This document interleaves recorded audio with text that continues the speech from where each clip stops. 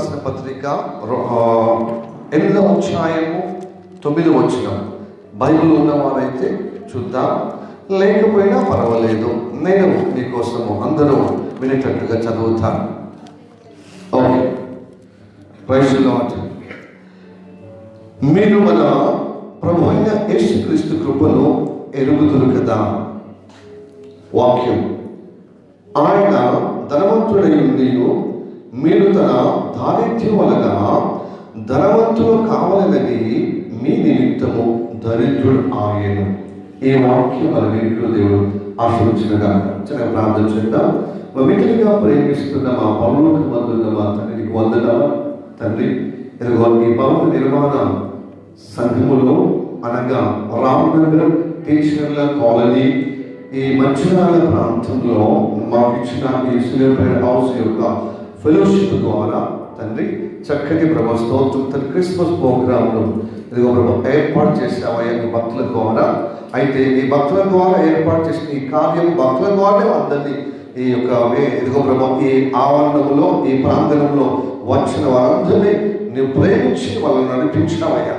కనుక ప్రభు నీ సేవకుని మరుగుపరుచుకుని రక్తం ద్వారా పరిశుద్ధపరిచి నీ అభిషేకం ద్వారా ఇక్కడ వచ్చిన వాళ్ళందరితో మాట్లాడుతారు.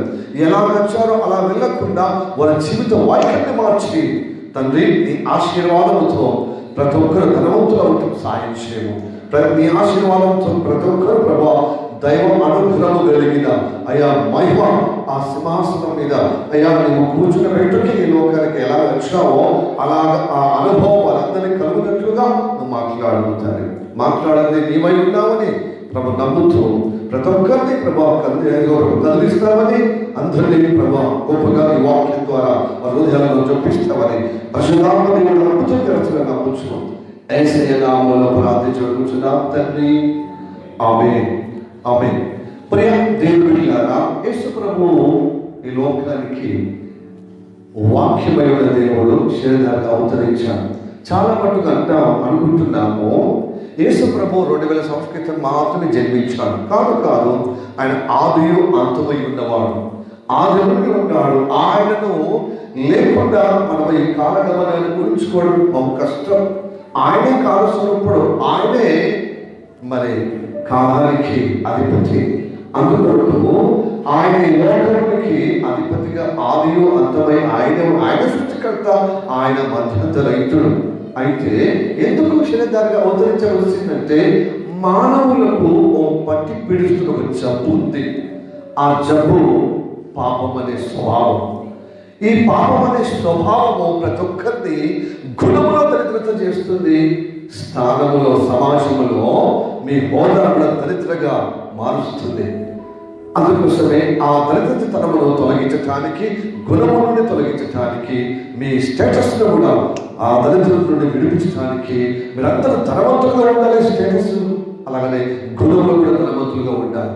అంటే గుణము, దైవిక గుణము మీకు అందరికీ కలగటానికి మీకు ఈ లోకానికి వచ్చాడు, మనందరి కోసం వచ్చాడు. అందుకోసమే దేవుని కృప ఎట్టుదో మనం అందరం నిలుగుదాము కదా అని అపోస్తలుడైన పౌలు కొరింథీ సంఘంతో చెబుతున్న మాట మనం వింటున్నాం. అందుకొరకు ఏమంటున్నాడు? దేవుడు ఎంతో ప్రేమిస్తున్నాడు, ఆయన కృప ద్వారా మనల్ని దర్శిస్తున్నాడు. ఏం తెలుసా? ఆయన ధనవంతుడై ఉన్నాడు.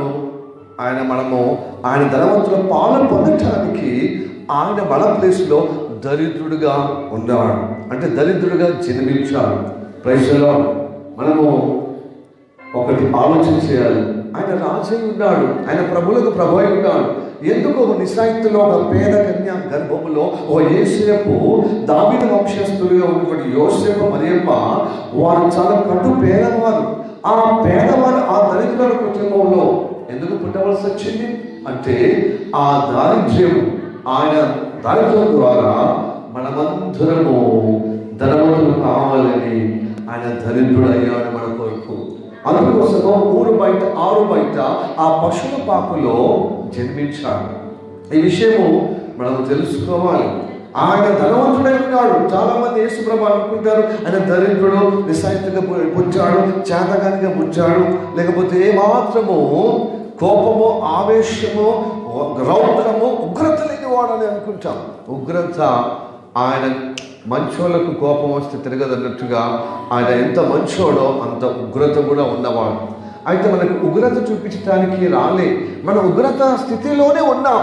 మన గుణమును బట్టి ఉగ్రత దేవునికి, అలాగే మన యొక్క స్టేటస్ కూడా ఉగ్రత కలిగే విధంగా, అంటే కోపపడే విధంగా ఉన్నాం.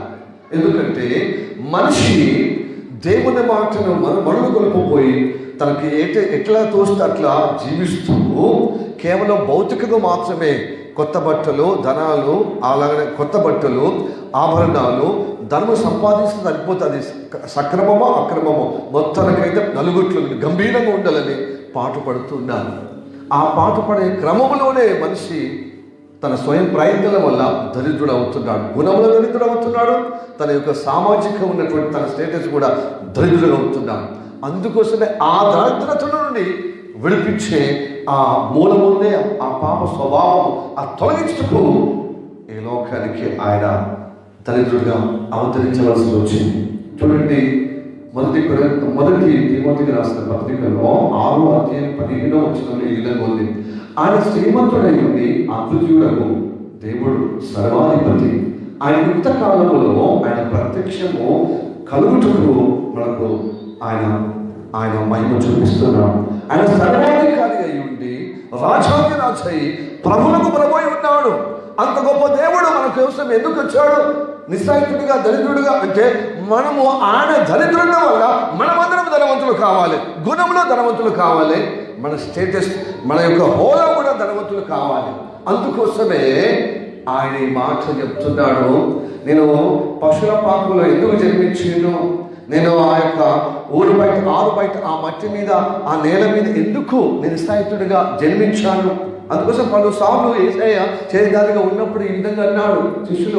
శిష్యులు కానీ తన ఇరుగు పొరుగు వారు ఆయన అన్నారు, అయ్యా నువ్వు నీ మాటలు అమోహంగా ఉన్నాయి, నీ మాటలు మాకు ఆకర్షణ ఉంటున్నాయి, నీ మాటలు మాకు గొప్పగా ఉత్సాహము, ఉద్వేగము, మాకు జీవము కలుగుతుంది, కనుక నువ్వు ఎక్కడుంటే మేము అక్కడ వస్తామయ్యా అంటే ఆయన అన్నాడు తెలుసా, పక్షులకు గూళ్ళు ఉన్నాయి, నక్కలకు బొరియలు, చెట్లలో ఉన్నటువంటి బొరియలు, ఆ యొక్క నేల మీద ఉన్నటువంటి ఆ యొక్క బెచ్చములో ఆ నక్కలకు నివాస భూములు ఉన్నాయి. కానీ మనుషులకు మనం తలవాల్చుకోవటానికి నీడ లేదు, అంటే స్థలము లేదన్నాడు. ఎందుకు అంతటి పరిస్థితి వచ్చాడు? నేల మీద పడే విధంగా ఆ యొక్క పెంట కుప్పల మీద ఎందుకు జన్మించాడంటే నీ జీవితాన్ని తరించడానికి. అందుకోసం కీర్తన 113వ కీర్తనలో చివరి వాక్యం ఏమవుతుంది? నేల మీద పడి ఉన్న వారిని లేవనెత్తడానికి, పెంట కుప్పల మీద పడి ఉన్న వారికి పైకి ఎత్తడానికి ఆయన ఈ లోకానికి వచ్చింది. ఎందుకు తెలుసా? ప్రధానుల సరసన కూర్చుంటబెట్టకు, తన ప్రధానుల సరసన ప్రజలను కూర్చుంటబెట్టుకు ఈ లోకానికి వచ్చాడు. అందుకోసమే మనందరినీ ఉద్ధరించడానికి వచ్చాము.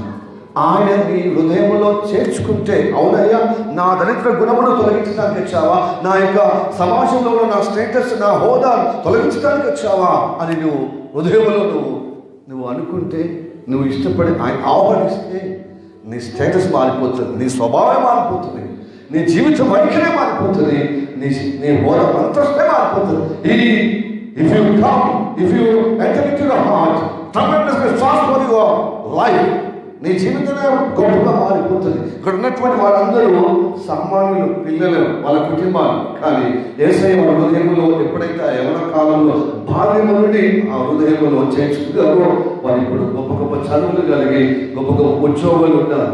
కేవలము నాటకాలు చేసేదాన్ని, వాళ్ళ బిజీ లైఫ్, వాళ్ళు చాలా కుటుంబానికి ఆసరగా ధన సహకారంగా ఉన్నారు యవనస్తులు. ఇప్పుడు చూడండి, మీరు యవన కాలంలో ఎంతమంది చెడుగులకు డ్రగ్స్ అని, తావుడని, ఫ్రెండ్స్ అని, జలసా అని, ఇలాగ క్లబ్బులకు, హబ్బులకు, అమ్మాయిల సోకు ఎంత విచ్చలవిడిగా ఉన్నటువంటి జనరేషన్. ఈ పిల్లలు ఎలాగయ్యారు? యేసయ్య వాళ్ళ హృదయంలో చేర్చుకున్నప్పుడు ట్రెమెండస్లీ వాళ్ళ గుణంలో మార్పు వచ్చింది. వాళ్ళ స్టేటస్, వాళ్ళ యొక్క తల్లిదండ్రుల యొక్క స్టేటస్ కంటే ఇప్పుడున్న ఈ పిల్లలు స్టేటస్ మారిపోయింది. వీళ్ళని వాళ్ళు ఇప్పుడు ఘనమైన రీతిగా వాళ్ళు జీవిస్తున్నారండి. మీరు రండి వాళ్ళ ఇళ్ళకు, వాళ్ళు రండి వాళ్ళ ఉన్న స్థలంలోనికి, మీరు కూడా ఉండవచ్చు. అయితే మీరు అనుకుంటారా, ఏడ్చావు అంత దూరంకి వెళ్ళి మీరు వచ్చి నువ్వు ఎంతో పెద్ద ప్రత్యేకంగా మీ పిల్లలు నువ్వు ప్రత్యేకంగా చెప్పుకుంటున్నావేమో. మాకు కూడా బిల్డింగ్లు ఉన్నాయి, మాకు కూడా గొప్ప కార్లు ఉన్నాయి, మాకు కూడా గొప్ప ధనం ఉంది మా యొక్క సామర్థ్యాన్ని బట్టి అని.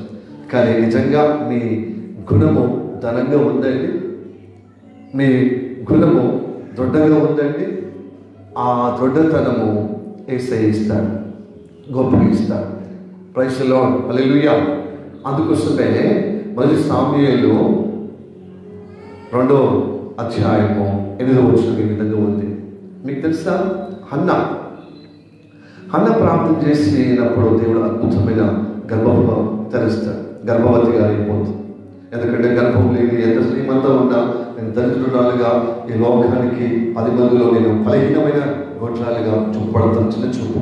అలా ధనవంతులై ఉన్నాను. అలా భర్త నీకు పిల్లలు లేకపోతే ఎదుగో నేను 10 మంది కుమారులతో నీకు సమానం కానా? ఇదంతా ఆస్తిపాస్తులు. ఎందుకంటే ఈ ఆస్తిపాస్తులు ఉంటే ఏం లాభం? నేను బలహీనమైన జీవితం, నా దరిద్ర జీవితము మార్చేదాకా నాకు మనసులో వస్తుంది అని చెప్పి చాలా గోచాడే విధంగా భర్తకు విన్నవించుకున్నాను. ఆ యొక్క శిలోహం ప్రాంతంలో యెహోవా మందిరం ఉంది, నన్ను అక్కడ తీసుకుపోతావా అంటే తీసుకుపోతాను, నీ అంటే నా సంతోషం లేదని చెప్పి బాగా తీసుకుపోతాను. అక్కడ మొరపెట్టింది అన్నమాట. ఎంత అంటే సొమ్మసిల్లెప్పుడుగా మొరపెట్టినప్పుడు ఆమె జ్ఞాపకం చేసుకుని ఆమె గర్భాన్ని తెరిచారు. ఆ గర్భవతి ఒక కుమారుని కని దేశానికి, ఆ ఇశ్రాయేలు దేశానికి అప్పచెప్పి ప్రతిష్ఠ చేసింది. అతడే సామ్యూయేలు జన్మించిన పిమ్మట ఆమెకు ప్రవచనం చెప్తుంది. 2వ అధ్యాయం అంతా ప్రవచనం, పరిశుద్ధాత్మ పరమశంతో మాట్లాడుతుంది. ఏమంటుంది తెలుసా? అయ్యా, దరిద్రులను అధికారులతో కూర్చునబెట్టుకొచ్చిన నేను దరిద్రురాలనే, కానీ ఒక అధికారిగా నన్ను నా గర్భ ఫలాన్ని ఫలింపజేసి అధికారులతో కూర్చునబెట్టే ఆ స్థాయిలో నన్ను చేశావు.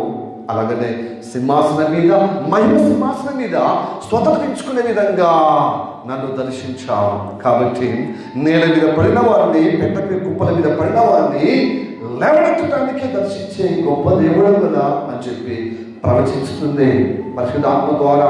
అందుకోసమే మొదటి సామ్యూయేలు 2వ అధ్యాయం 8వ వచనం కనబడుతుంది. ఇవన్నీ చూస్తే మన స్థితి మార్చడానికి ఆయన పశుల పాపం జన్మించిందండి. ప్రియదేవులారా, మన పాప స్థితిని చూస్తే నువ్వు భౌతికంగా ఎన్ని బిల్డింగులు, ఎన్ని కార్లు, ఎంత గొప్ప ఉద్యోగాలు ఉన్నా, ఎంత హోదా అంతస్తున్నా నీ గుణమే చెడిపోయింది. అందుకోసమే క్షయ జీవితంలో ఉన్నావు గొప్పగా, కానీ అది మట్టికి మన్నుగా మారిపోతుంది. ఈ భూమి ఒక రోజు మారిపోతుంది. అందుకోసమే భూమి ఆకాశం గతించిన ఆయన మాటలు గతించు. అందుకోసమే ఆ గతించలేని గొప్ప మాట ఆయన శరీరానికి అవతరించి నీ జీవితంలో వాక్యంగా పనిచేయటకు నీ గుణమని ఆ దరిద్రతను తొలగిస్తాడు. నీ గుణములు వాళ్ళ పెట్టకపల మీద పడేయబడి నీ స్థాయిలో నువ్వు నిరాకరింపబడి, తునీకరింపబడి, అసహ్యమైనటువంటి దేవుని చేత నేను గొప్పగా మహిమ సింహాసనం మీద కూర్చుండబెట్టుకొని నిన్ను సిద్ధపరచుటకే ఆయన పశుల పాలు జన్మించాడు. What is the meaning for the Born in the cattle shed అంటే నీ జీవితం మార్చడానికి. ఇది ఈ రాత్రి కాలంలో గమనించండి. ప్రియదేవులారా, మనము ఇబ్బందిగా మన జీవితం చేసుకోవద్దు. మనకు తెలుసు, పెండ అందరికి తెలుసు కదండి, తెలకపోవడం ఏంటి? పెండల పురుగు ఉంది. ఆ పెండల పురుగు అది పెండ తింటుంది, పెండలే ఉంటుంది. పెండ తింటుంది, పెండలే ఉంటుంది. అయితే పురుగు మనమందరికీ సాదృశ్యం చెప్తున్నాడు. యోబు గ్రంథములో 25వ అధ్యాయం 6వ వచనం ఉంది. వారు పురుగు వంటి వారు. ఎవరు? మనుషులు పురుగు వంటి వారు. వీరు దేవుడి చేత ఎలా పవిత్రులు కాగలరు అని వాక్యం ఉంది. మనమందరం పురుగు సంబంధమైన వాళ్ళని. అయితే మన స్థితి ఏం తెలుసా అండి? పెంటలో ఉన్నటువంటి పురుగుదా ఉన్నాం. అంటే ఈ లోక సంబంధమైన ఈ పెంట, ఈ లోక సంబంధమైన నేల, భూ సంబంధమైన విధంగా మనం పురుగులాగా అదే పెంట తింటున్నాం, అదే మన్ను తింటున్నాం, అదే మట్టిలో లేకపోతే అదే పెంటలో ఆశ్రయం పొందినట్టుగా ఉన్నది. కాబట్టి ఒక తేనెటీగ ఆ కొండ మీద ఆ పెద్ద పర్వతం మీద పెట్టిన తేనె తుట్టిలోంచి ఒక తేనె తీగ వచ్చి చిచి ఈ పెండ పురుగుకు బుద్ధి లేదు, ఏం లేదు. అలా ఆ పెండ తింటుంది, ఆ పెండలోనే ఉంటుంది. మళ్ళీ ఆ పెండలు ఉండలుగా రౌండ్ బాల్, మీరు ఎప్పుడైనా చూసారా? అది బాల్ ద్రొల్లుతూ అది బాలుగా అది తన యొక్క ఆహారం నిల్వ చేసుకుంటుంది పెండ. అయితే ఈ పెండ చాలా అసహ్యకరమైనది, ఇది భయంకరమైన నీచమైనది. కాబట్టి ఈ స్థితిని దాన్ని మార్చాలని ఆ పెండ పురుగు మీద ఈ తేనెటీగకు మమకారమో ప్రేమ పుట్టుకొచ్చి ఆ పేడ ఆ యొక్క ఘోరమైన ఆ స్థితి నుంచి నువ్వు బయటికి రా, నేను ఇచ్చే తేనె తింటే నువ్వు ఎప్పటికి పెండ తిన్నావు, అవునా అంటుంది. అయితే మళ్ళీ ఒక నిమిషం ఆలోచించి, నీకేం తెలుసు పెండ విషయం? పెండ తింటే ఎంత మజా తెలుసా? ఆ పెండలోనే ఒకవేళ నువ్వు అన్నట్టు నేనంటే నువ్వు తినగలవు, ఆ దుష్ట ఆ పెండని తినను, ఆ దుర్గంధం కదా, అది అసహ్యకరమైనది కదా అని చెప్పి అదంటుంది. అయితే మరి ఏం చేయాలి అంటే తేనెటీగ అంటుంది, ఒకసారి నా తేనె నాకు ఒకసారి అంటే ఊరికి పొద్దున్న సాయంత్రము విసిగిస్తుంది అన్నమాట తేనెటీగ ఆ పెండ పురుగుతో మాట్లాడుతూ సరే ఇంతలాగా అంటున్నావు కదా, అదేదో కొండ మీద పెట్టినటువంటి ఆ తేనె తట్టు నుంచి తేనె ఇచ్చు నాకు తను తిన్నప్పుడు దానికి తింటూ దాని ఎక్స్ప్రెషన్ చూస్తున్నమాట ఈ తేనెటీగ. ఇప్పుడు చెప్తుంది, అబ్బా ఇన్ని రోజులు ఇన్ని పేడలో ఉన్నాను, పేడనే తినుకుంటూ ఉన్నాను, ఇదే గొప్ప స్వర్గం, ఇదే గొప్ప అనుభవం అని అనుకున్నాను, కానీ ఎంత రుచికరమైన తేనె ఇచ్చావని సంబరపడుతుందేమో, దాని ఒక కవలికలో మార్పు వస్తుందేమో అని దాన్ని ఇలాగనే చూస్తానమాట ఆసక్తిగా ఆ తేనెటీగ. అప్పుడు పెండగోలు తింటూ ఏముంది, పెండలాగా ఉంది, ఏముంది, నువ్వు గొప్పగా చెప్పినటువంటి ఆ తేనె పెండలాగానే ఉంది, పెండలాగానే ఉందా అని అది ఆలోచన చేస్తుంది. అది నేను పెట్టిన తేనె పెండలాగుందని చెప్తుందే, అయితే చిన్న తేనె తట్టును నేను ఒక్కసారి మళ్ళీ తీసుకొస్తాను. చాలామందికి చిన్న తేనె తట్టు చాలా రుచిగా ఉంటుంది, చాలా ఆరోగ్యము, చాలా ఎక్కువ మన్నిక ఉంటుంది కదా, శ్రేష్టం ఉంటుంది కదా అని చెప్పి ఆ చిన్న తేనె తచ్చి నుంచి మరి తేనె తీసుకొచ్చి ఇప్పుడు తప్పక అది ఫ్లాట్ అవుతుంది, నా తేనెకి ఫ్లాట్ అవుతుంది, నా మదనానికి ఫ్లాట్ అవుతుంది, ఇది ఇన్ని రోజులు ఈ దుర్గంధంలో ఉండి అసహ్యకరమైన నా స్థితి అని అది అసహించుకొని ఈ తేనె ఒక్కసారి రుచి మరుగుతే రుచి ఎరుగుతే ఈ రుచి మరుగుతే ఎప్పటికి వదిలిపెట్టదని సంతోషంతో ఆహ్లాదకరంగా సంతోషంగా మంచి నమ్మకంతో నిశ్చితతో ఆ తేనె ఇచ్చిందని మళ్ళీ ఇచ్చినావా? నేను మొదటిసారి ఇచ్చినప్పుడే నేను తిన్నప్పుడు పెండ టేస్టే ఉన్నది, మళ్ళీ నువ్వు కొత్తగా ఇచ్చినావా? లేదు నా పెండనే బాగుంది అని చెప్పినా ఇది అంతకు ముందు తేనె కాదు, ఇది మంచి తేనె, ఇది చిన్న తేనె, చాలా మధురం, అందరూ మనుషులు ఇష్టపడుతుంది అన్నప్పుడు సరే ఇంతగా నువ్వు చెప్తున్నావు కదండి. ఆ తేనె మళ్ళీ నాకడం మొదలుపెట్టి తినడం మొదలుపెట్టి తిన్నప్పుడు ఇప్పుడు ఎలా ఉంది? సేమ్ టేస్ట్, పెండ టేస్ట్ అండి. అరే అంతకుముందు తేనె అదే తిని ఆ విధంగానే ఎక్స్ప్రెషన్ చేసినావు, ఈ చిన్న తేనె నేను కష్టపడి తీసుకొచ్చినా అదే ఎక్స్ప్రెషన్ చేస్తున్నావు. కారణం ఏంటిదంటే ఆ పెండ పురుగు ఇంత లావు నోరు ఉంటుంది, పెద్ద నోరు, ఆ యొక్క పంత అంటే ఆ కప్పలంటే ఆ కప్పలంత విశాల నోరు ఉంటుంది అన్నమాట. ఒకసారి నోరు తెరు, ఎందుకంటే ఇంత ఎవరైనా తేనె మధురము కదా, ఈ తేనె తాకితే ఎవరు వదిలిపెట్టారు, అంత గొప్ప మధురము ఇది అంకబెడుతుంది. అయితే దీని నోట్లో ఏదో ప్రాబ్లం ఉంది, నోరు తెరవాలన్నానే నోరు తెరిచినప్పుడు దౌడలు ఇంత ఏముంది, పెండ ఉంది. ఆ పెండ దౌడల్లో ఇంత ఉన్నప్పుడు తేనె నాకితే రుచి ఉంటుందండి, అదే పెండ రుచి. ఇదే ప్రాబ్లము. ఆ నోటిలో ఉన్నటువంటి ఆ దౌడకు ఈ దౌడకు ఉన్నటువంటి ఆ ఇంత పెండ ముద్దలుగా ఉన్న పెండ తీసేసి ఫస్ట్ క్లీన్ చేసుకో. You wash your mouth properly, then you taste my honey. నా హనీ ఇప్పుడు రుచి చూడు అంటే అంటే అది నోరు నిజమా నా తిని తిని తిని కొంతమంది చిన్నపిల్లలు కానీ పెద్దవాళ్ళు కానీ వృద్ధులు కొంచెం వృద్ధాప్యంలో ఉన్నవాళ్ళు తింటారు. ఈ దవడలకు చెక్కిళ్ళకు ఆహారం మిగిలిపోతుంది చాలా మట్టుకు.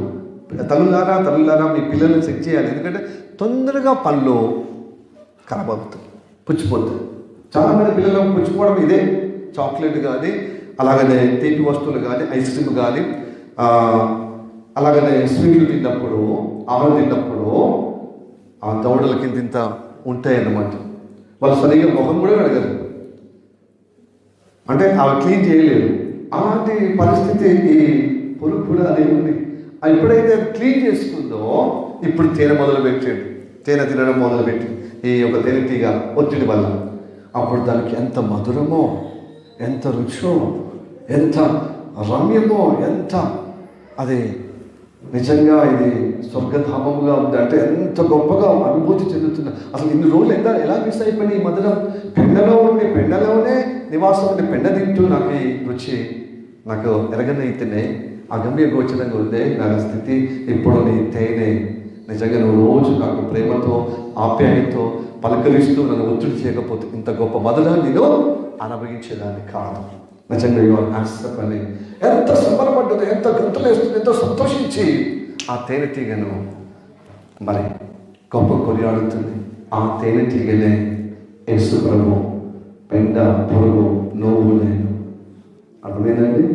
ఆయన పరలోకం నుండి దిగి వచ్చి మన కోసం అందరి కోసం శరీరధారిగా అవతరించి మన పాప శాపము ఆ యొక్క పెండ మీద పడి ఉన్న వారిని పెంట మీద పడి ఉన్న స్థితి, ఆ నేల మీద ఉన్న స్థితి నుంచి మనకు విడుదల ఇచ్చాడు, ఆ రక్షణ ఇచ్చి ఆ రక్షణ పరంపర కొనసాగుటకు నేను మరలా వస్తాను అని చెప్పి ఆయన పరలోకానికి ఆరోహణయ్యాడు.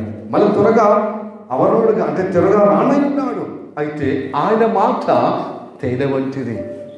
119వ కీర్తన 103లో నీ వాక్యమును తేనె కంటే మధురమైనది, నా జీవకు మధురమైనది. How many persons those who are saved, how many people daily go through the Bible every day, at least 5 hours? ఎంతమంది చదువుతున్నారండి బైబిల్? దేవుడు నమ్ముకున్న వారు. ఎందుకంటే భూ సంబంధమైన మనసు కలిగి ఇంత పెండ పెట్టుకొని వాక్యాన్ని మనం నిర్లక్ష్యం చేస్తున్నాం. ఈ పెండ పెట్టుకొని ఎన్ని వాక్యాలు చేసి విన్నా, లేకపోతే చదివినా, లేకపోతే ధ్యానించినా ఒరిగింది ఏం లేదు. ఆ పెండ టేస్టే ఉంటుంది. భూ సంబంధమైనది పెంటలో పడిన జీవితము ఇదే గొప్పగా చూసుకునే విధానం ఉంటుంది. అందుకోసం పౌలు భక్తులు అంటే వాడు సమస్తమును నేను నష్టంగా చేసుకుంటున్నాను, పెంటగా నేను చూస్తున్నాను అంటున్నాను. సమస్తం ఈ లోకంలో వైభవం. పౌలు మామూలు వ్యక్తిగా ఒక ముత్యాల వ్యాపారి కుమారుడు అండి. ఆ అధిపతుల యొక్క కుమారులతో సరసన చదువుకున్నటువంటి గమాలీల పాదాల దగ్గర చదువుకున్నటువంటి పరిసయుడు. ఆయన సాధారణమైన వ్యక్తి కాదు. హేరోదు కుమారుడు కానీ, అలాగనే గవర్నర్ల పిలాతు గవర్నర్లు కానీ, ఇలాంటి శతాధిపతుల కుమారులతో ఒరే రారా అనే అంత చదువు కలిగినటువంటి వాళ్ళతో రాజకుమారులతో చదువుకున్న వ్యక్తి. కానీ ఆయన ఎంత పేరు ప్రఖ్యాతులు బలములో కానీ, అధికారంలో కానీ, శ్రీమంతుల్లో కానీ, ఈ లోక వైభవం పేరు ప్రఖ్యాతులన్నీ దేవుడు దొరికినప్పుడు, యేసయ్య దొరికినప్పుడు పెంటతో సమస్తము ఎంచుకున్నాడండి. మనం ఎంతమందికి ఎంచుకుంటున్నాం? ఈ లోకమే జీవితం, ఇక మళ్ళీ బ్రతుకుతామా అని చెప్పి ఈ లోక పద్ధతుల్లోనే జీవిస్తూ పెండలో ఆ పురుగు ఏ విధంగా పెండలో ఉండి పెండనే తింటూ పెండలోనే నివాసం ఉంటూ తన నాశనము తెచ్చుకునే ఆ దుర్గంధములో, ఆ దుర్నీతిలో ఉన్నట్టు మనిషిని చాలా అట్లనే అవుతున్నాం. కాబట్టి మన జీవితంలో పరిశుద్ధపరచుకుంటూ ఆ వాక్యాన్ని ఎప్పుడో మనం పఠిస్తే, ధ్యానిస్తే నిజంగా పరలోకానికి మనమే అండి. ఆ తేనెటీగ యేసయ్య మధురంగా మనల్ని ప్రేమించి ప్రతిదినము భక్తుల ద్వారా మనల్ని పురమాయిస్తున్నాడు, మనం ప్రోత్సహిస్తున్నాడు, మనల్ని హెచ్చరిక చేస్తున్నాం, మనల్ని దర్శిస్తున్నాడు దేవుడు. ఈ వాక్యము నీ కోసమే, మన కోసమే. పరిశుద్ధ గ్రంథం యేసయ్య వచ్చింది నీకు పండుగ చేయటానికి, నేను దండగా చేయటానికి కాదు. కానీ మన ప్రవర్తన ద్వారా దండగా చేసుకుంటున్నాం. కాబట్టి యేసయ్యను అంగీకరిద్దాం. యేసయ్య మన హృదయంలో జన్మించితేనే నిజమైన పండుగ, మనకు నిజమైన సంతోషం, నిజమైన మరి మధురము ఆ నిధులమైన మధురమైన నిత్య జీవం పొందుకుంటున్నాయి. నిజంగా క్రీస్తు ఈ లోకానికి వచ్చిన ఆ యొక్క పర్వదినము మన మనసు పూర్తిగా అనుభవించిన వారు అవుతున్నాం, ధన్యకరంగా మార్చబడతాం.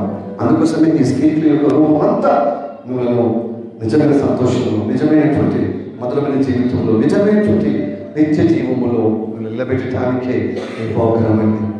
పిల్లలు అలసిపోయారు. హైదరాబాదు అలాగనే జగిత్యాల ఇంకా అనేక కార్యక్రమాలు మధ్యలో ఉన్నాయి.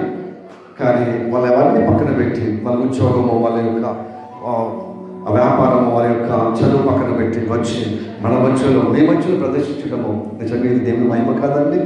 మహిమ కదా. ప్రియనులరా, ఏ రోజు రేపు మనం ఉంటామని అనుకుంటున్నాం కానీ ఎప్పుడు ఏమి సంభవించి తెలియదు. కానీ ఈ మధురమైన జీవితం అనుభవం కలిగి ఉంటే నిత్య జీవం పొందుకుంటాము. అనుభవించాలి.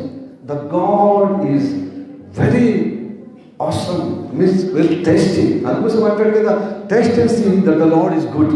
నన్ను రుచి చూసి తెలుసుకోండి, నేను ఎంతో ఉత్తముడను. అనుభవించుకోండి.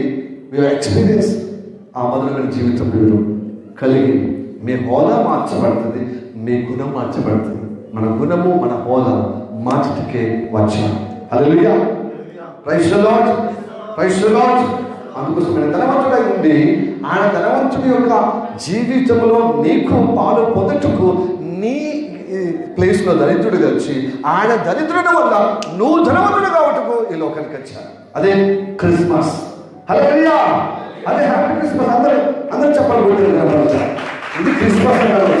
మనల్ని గొప్పగా చేస్తారు, గొప్ప చేస్తే ఈ జీవితం మనం కలిగి ఉందాం, మనం ఆశీర్వదింపబడదాం. రండి ప్రార్థన చేద్దాం. మనం మిగిలిగా ప్రేమిస్తున్న మా పరలోకమందున్న మా తండ్రి నీకు వందనాలు స్తోత్రములు. ఎంతగా ప్రేమిస్తున్నావో ఇదిగో ప్రభు నీ వాక్యం ద్వారా మాకు తెలియజేసినట్లు వందనాలు. ప్రభు నీ పెట్టెలో పడి ఉన్నవారు, నేల మీద పడి ఉన్నవారు, మా గుణము చెడగొట్టుకున్నామయ్యా పాపం అనే స్వభావాన్ని బట్టి ప్రభు మాకు నెమ్మది లేకుండా, కుటుంబ సభ్యులకు నెమ్మది లేకుండా, సమాజంలో నెమ్మది లేకుండా కేవలము తండ్రి భౌతిక సంపాదన కోసము అరులు చాస్తూ ప్రతిరోజు బిజీ లైఫ్ గడుపుతున్నాం. భర్తకు అయ్యా కడుపుకు భర్తకు ప్రభు ఆశ్రయానికి ఇల్లు ఉంటే సరిపోతుంది, మాకు సదుపాయం ఉంటే సరిపోతుంది, మాకు కడుపు నిండా నిద్ర కలిగే ఎదుగో తిండుంటే కడుపు నిండా తిండుంటే సరిపోతుంది, ఎదుగో శోభాయమానం అందరికీ కనబడే విధంగా ప్రయత్నం చేస్తున్నాం. కానీ గుణం మార్చుకునే విధంగా ప్రయత్నం చేస్తున్నామయ్యా. ఆ గుణంలోనే పాప స్వభావం ఉందని తెలియజేస్తే ఆ స్థితి పెండల పురుగులాగా మాకు ఉదాహరించి చెప్పారు. కనుక మేము నశించిపోకుండా కాపాడుటకు రక్షింపబడి మేము పరలోకములో ప్రభు నీ సింహాసనంలో తండ్రి కూర్చున్నట్టుకు అయ్యా సుతరించుకున్నట్టుకు నేల మీద పడున్న వాళ్ళు లేవనెత్తావు అధికారులతో సరసన కూర్చుని బయటకు. అలాగే ప్రభు అయ్యా నేను పెంట మీద పడిన వాళ్ళని లేవనెత్తి పైకి లేవనెత్తావు అయ్యా సింహాసనం మీద కూర్చుని బయటకు. ఇంత గొప్ప అనుగ్రహం కలిగజేసినందుకు వలన కాబట్టి ఇది తెలుసుకునే విధంగా యేసయ్య పశువుల పాలు ఎందుకు జన్మించినట్టే నా జీవితం పశుప్రాయము, నా జీవితం పెద్ద జీవితం, నా జీవితం నేల మీద పడిన జీవితము. ఇదిగో ప్రభా దిక్కు దేని జీవితంలో అదే ప్రభా దిక్కుమాన ఇదిగో దరిద్రమైన గుణముతో అబ్బా మేము జీవిస్తున్నాం. ఇదిగో ప్రభా ఈ క్రిస్మస్ మా జీవితంలో ఆ తేనె తీగలాగా ప్రభా ఆ తేనె దేవుని వాక్యమును ఇదిగో ప్రభా అయ్యా విని అయ్యా ప్రభా పాటించి ధ్యానించి ఆ అనుభవంలో మధురాతి మధురమైన జీవితంలో వ్యక్తిత్వంలో నిలబడి నీ రాకడలో సంపూర్ణంగా మేము తండ్రి నీ ప్రధానంతో ప్రభా స్తోత్రం తండ్రి సింహాసనం నీ మహిమ సింహాసనం స్వతంత్రించుకునే విధంగా మమ్మల్ని ఇదిగో ప్రభా ఆశ్రయించుటకే ఈ రోజు నీ సేవకుని మరుగుపరుచుకుని వాళ్ళందరితో మాట్లాడాలన్నా ఈ వాక్యం విని ఈ ప్రార్థన ఏకీపించిన వాళ్ళందరికీ అట్టి అనుగ్రహం కలుగునుగాక, వారి స్థితిని మార్చబడుగాక, వారి గుణం మార్చబడుగాక. అద్భుతమైన ఆశీర్వాదంతో తలెత్తుకునే విధంగా గౌరవప్రదంగా విజయవంతంగా వారి జీవితము కొనసాగింపచేసి అప్పా నీ రాకడలో ఎంతమైన జీవితము కృప చూపెట్టమని ప్రార్థన చేస్తున్నాము. నీ మహిమ, నీ కటాక్షము, నీ నీతి ఆయా సంపూర్ణమైనటువంటి నీ గుణములు కలిగిన ఆ ధనము అందరిలో కలిగే విధంగా ఆకర్షింపజేసి నేను రుచి చూసి తెలుసుకొని గొప్పగా దగ్గరగా మార్చుమని యేసయ్య నామములో ప్రార్థించి అడిగి వేడుకుంటున్నాము పరమ తండ్రి. ఆమేన్.